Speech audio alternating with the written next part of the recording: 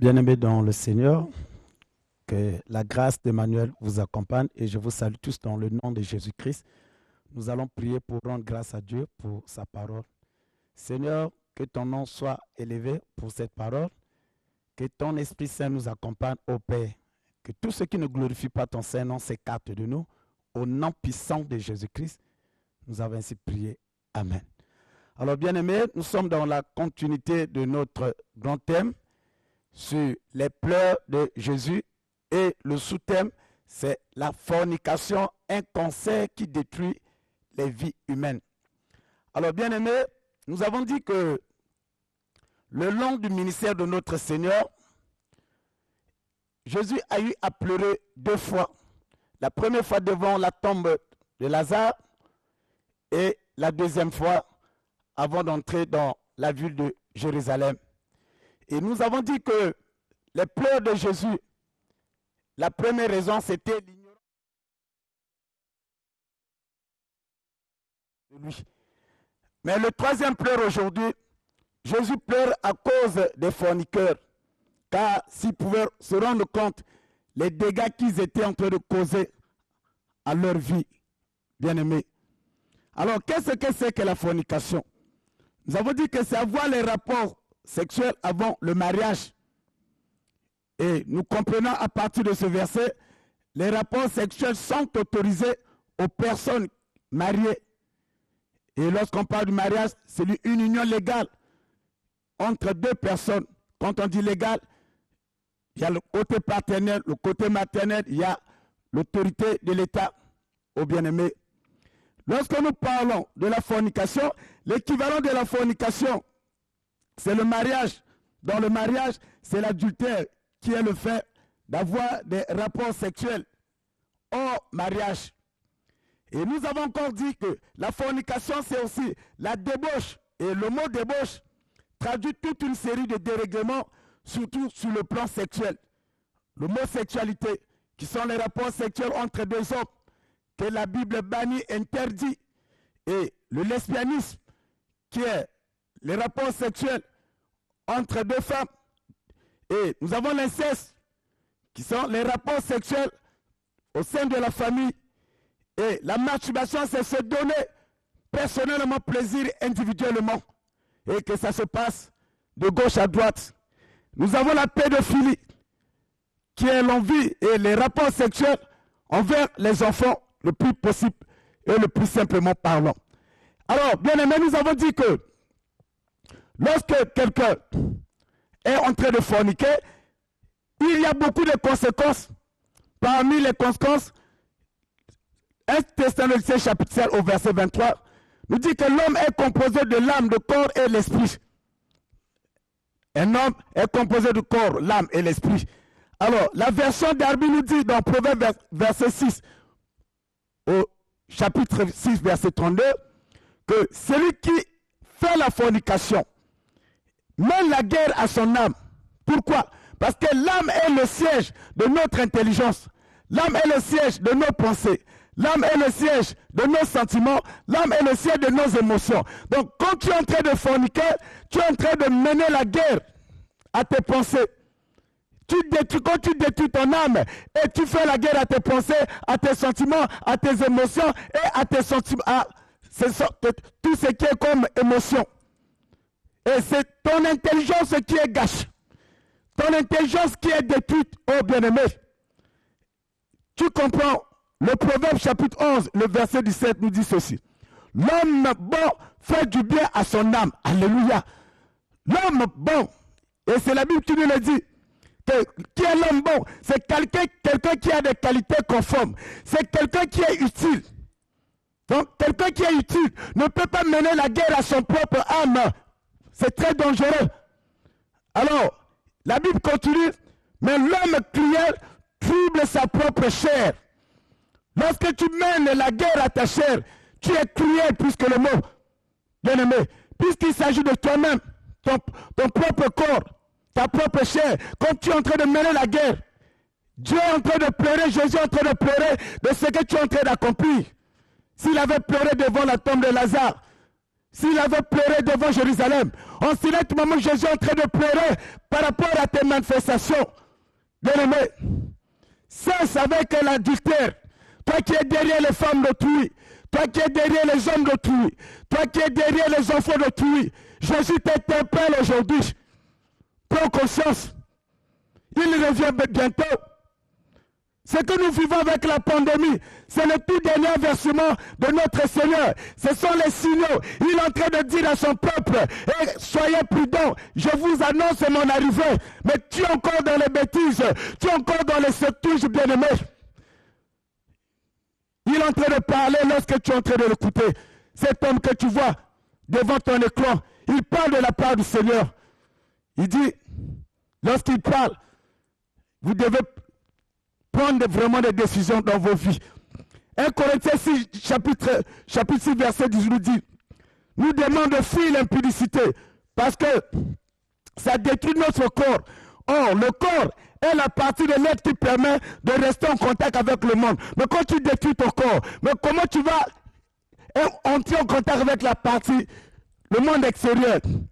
Tu as besoin de te marier, tu as besoin de travailler, tu as besoin de toucher l'argent, tu as besoin de beaucoup de choses. C'est avec ce corps que le tout puisse fonctionner. Mais lorsque tu le détruis, après tu vas parler de malchance. Mais qui a appelé les malchances envers soi-même? Bien-aimé, 1 Corinthiens 6, verset 19 nous dit, ne savez-vous pas que votre corps est le temple du Saint-Esprit qui est en vous, que vous avez reçu de Dieu et que vous ne vous appartenez pas à vous-même. Donc ce corps-là ne t'appartient pas. Nous avons connu dans cette nation l'État en train de poursuivre les gens parce que les gens ont commis les forfaits et l'État les poursuit. Mais bien aimé, lorsque tu détruis ton corps, Jésus-Christ va te poursuivre. Jésus-Christ va te condamner. Ce que nous vivons, le naturel typifie le spirituel.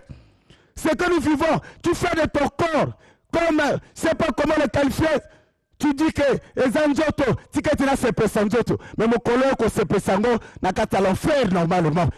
Je suis venu te parler de ces choses pour que tu puisses comprendre, oh bien-aimé, les temps sont devenus mauvais. Nous sommes appelés à changer. Écoute, ne livre pas ton corps à n'importe qui, bien-aimé.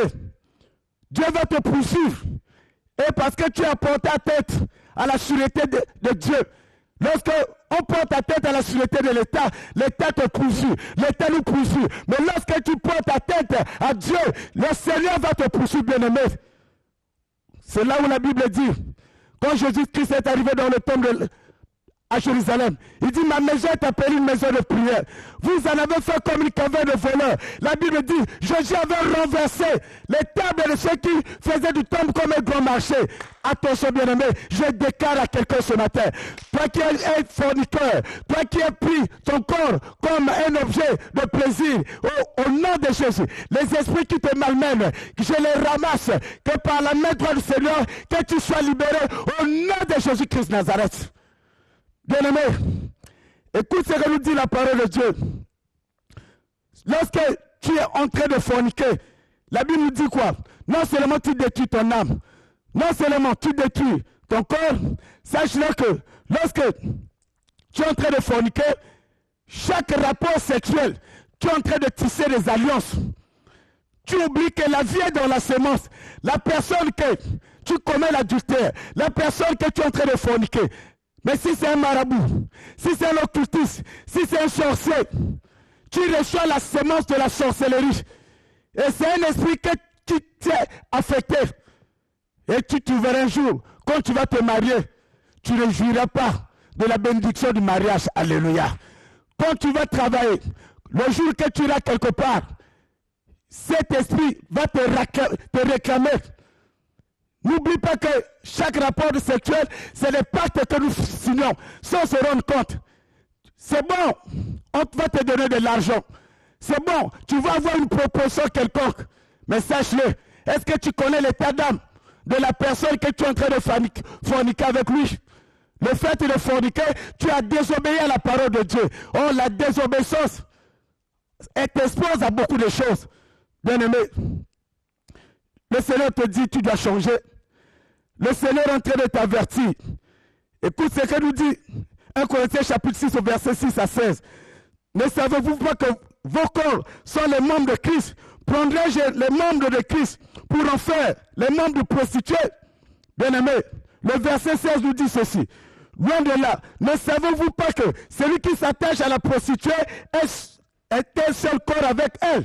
Donc quand tu t'attaches avec quelqu'un, avec la prostituée, vous êtes devenus un. Ça veut dire que les rapports sexuels sont censés unir deux personnes.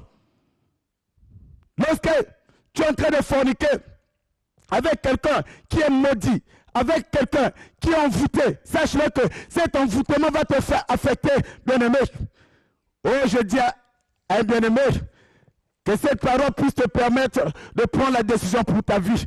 Jésus-Christ revient bientôt. Si tu ne changes pas, il y a quelque chose qui va affecter ta vie.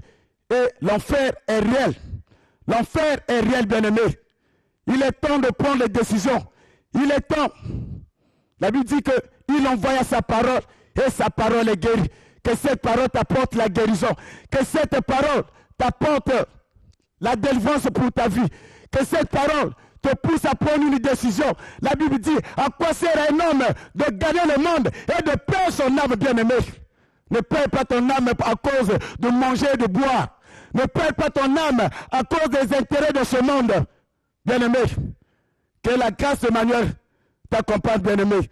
Et tu comprends que, en dehors de ce que nous sommes en train de parler, et lorsque tu es en train de forniquer, le fait de forniquer, tu t'exposes à beaucoup de maladies, sans pourtant même les citer.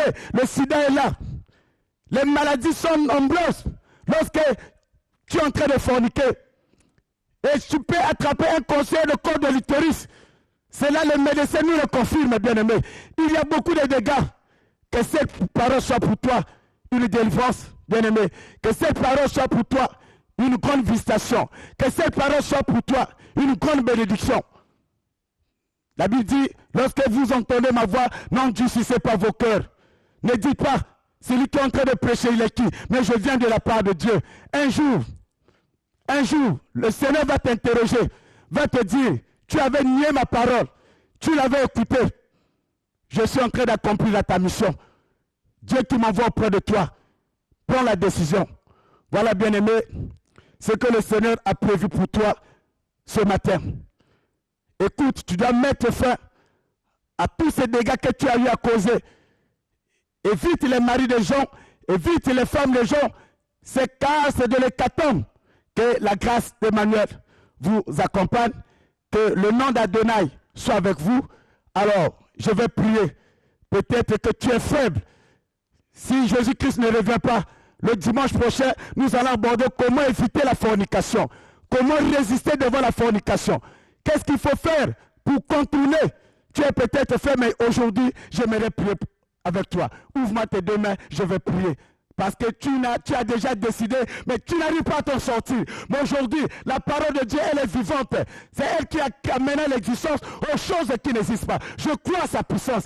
Et que cette parole que tu es en train d'écouter va t'affecter et va te délivrer. Éternel, je bénis mon bien-aimé. Quand le diable a cloué dans la fornication, quand le diable a condamné dans l'adultère, quand le diable a condamné dans le lesbianisme, dans la pédophilie, Père, au nom de Jésus-Christ Nazareth, que cet esprit le quitte au nom de Jésus-Christ. Je déclare à quiconque, Père, condamné par la reine des impudiques, Père, que cette personne, par ta main droite, soit enlevée, retirée de la prison de la reine des impudiques au nom puissant de Jésus-Christ. Père, aujourd'hui l'église est détruite. Les ministères s'écroulent à cause de la fornication, à cause de l'adultère. Père, épargne ton église. Que ta puissante main droite, papa, arrache l'église de cet esprit qui est en train de gâcher, qui est en train de détruire la vie des ministères. Père, je bénis également les personnes malades qui me suivent. Que la grâce d'Emmanuel les accompagne. Que le Seigneur bénisse notre nation. Que le Seigneur bénisse l'Église corps de Christ. Je n'oublie pas Studio 210 et ses techniciens, ceux qui sont les héros sous l'ombre, les caméramans, que Dieu vous bénisse, car le travail que vous accomplissez est tellement formidable que la grâce Emmanuel vous accompagne. Je n'oublie pas la grande famille de l'église La Vie en Jésus-Christ, la grande famille de Medem, la grande famille de Dieu Lumière. Que Dieu vous bénisse. À la prochaine. Bye bye. Merci. Jésus vous aime beaucoup.